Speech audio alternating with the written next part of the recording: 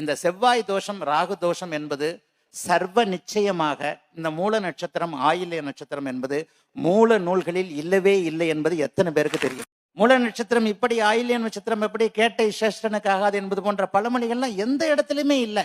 10 பொருத்தம் என்பதே இடையில் வந்த பத்தாத ஒரு பொருத்தம் அப்படிங்கிறது எத்தனை ஜோதிடருக்கு தெரியும்? யோ சகல, என்னையா ஜோதிடர்களுக்கே தெரியாது அப்படின்னா நீ யாரு? நீ சனி பகவான் நினச்சிட்டு இருக்கியா? ஆனால் ஒன்றும் ஜோதிடர்களுக்கே தெரியாது, உனக்கு தான் தெரியுங்கள, நீ ஜோசிகன் தானே. ஏன் மூல நூல் அவங்க உன் கண்ணுக்கு மட்டும்தான் தெரியுமா? அவங்க கண்ணுக்கு தெரியாதா? இல்லை அவங்களுக்கு படிக்க தெரியாதா? என்னமோ உனக்கு மட்டும்தான் தெரிஞ்சுமா சொல்லிட்டு இருக்கிற. ஒரு புக்கை கொடுத்தா யார் வேணால் படிக்கிறாங்க. என்னமோ புதுசாக கதை சொல்லிட்டு இருக்கிற. கேஸ் போட்டாச்சு, நோட்டீஸ் வர வர ஒவ்வொரு தோஷத்தையாக தள்ளுபடி பண்ணிட்டு இருக்கிற. நீ இங்கே உத்தமனாட பேசிகிட்டு இருக்கிற. இத்தனை நாள் அதை வச்சு தானே சம்பாதிச்சிட்டு இருந்த. கோடி கோடியாக வீட்டில் வச்சுருக்கிறியா, அதில் திருப்பி கொடுத்துருவியா? இல்லைங்க, இது இந்த தோஷம்லாம் இல்லை, நான் தெரியாமல் சொல்லிட்டேன் அப்படின்னு திருப்பி கொடுத்துருவியா? அது எப்படி உங்கள் அனுபவத்தில் சொல்கிறீங்களா? என்னென்ன கதை சொல்கிறான் பாருங்க. இதை கேட்டுட்டு ஒரு கூட்டம் கை தட்டிட்டு இருந்தா அவனுக்கு என்ன வாய்க்கு வந்ததை சொல்லுவான். கேஸ் போட்டால் ஒன்று சொல்லுவான், எல்லாரும் புகழ்ந்தீங்கன்னா ஒன்று சொல்லுவான்.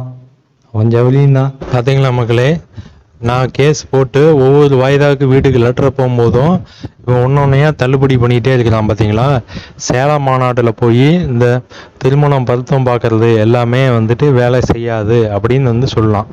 இப்போ இந்த கல்யாண மாலை நிகழ்ச்சியில் ராகு கேது தோஷம் பொய், அது மூல நூல்லே இல்லை அப்படின்னு சொல்லியிருக்கிறான். ஒவ்வொரு வாய்தாக்கு நோட்டீஸ் போகும்போதும் இவன் ஒன்றொன்னா தள்ளுபடி பண்ணிகிட்டே இருக்கிறான். இப்போ இத்தனை நாளாக இவன் இதை சொல்லி தானே சம்பாதிச்சிட்டு இருந்தான்.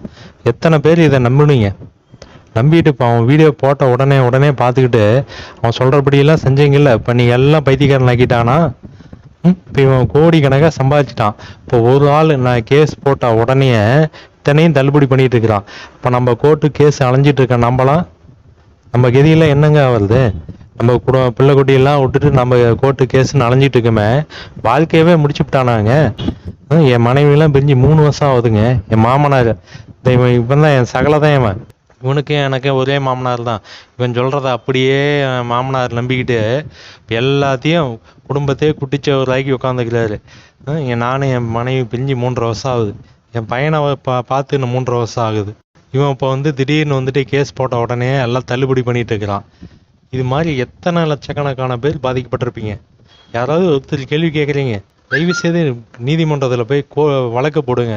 உண்மையை சொல்லியிருக்கிறான், வீடியோ ஆதாரம் இருக்குது. இதுக்கு மேலே என்னங்க வேணும்? இன்னும் எதுக்கு இங்கே பயந்துட்டு இருக்கீங்க? தயவு செய்து இவன் மேலே கோர்ட்டில் வழக்கு போடுங்க. இப்போ தான் நம்ம வாழ்க்கையெல்லாம் மீள முடியுங்க.